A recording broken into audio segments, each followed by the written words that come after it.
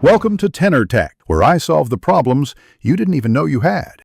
You begin by confirming two essentials: power and connection. Make sure the device has at least 50% battery or is plugged in, and that Wi-Fi or Ethernet is stable. This prevents interruptions. Next, back up important files or create a restore point because updates can alter system behavior. Once done, close open applications and have admin credentials ready. This speeds installation and avoids permission prompts. These steps reduce risk and let the update proceed smoothly from the first actionable moment. You now fetch and apply the update.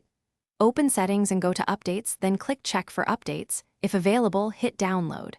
Review the release notes so you understand fixes versus new features and decide whether to include optional components. Once downloading, the installer will unpack and stage files. This can take time, so be patient. Make sure you do not power off during installation and permit automatic restarts when prompted, because forced interruption is the leading cause of corrupted installations. You finish by letting the system complete post-install tasks and restart. After reboot, follow any on-screen setup prompts and then verify the update. Check the version number in settings, launch key apps, and scan system logs for errors so you catch regressions early.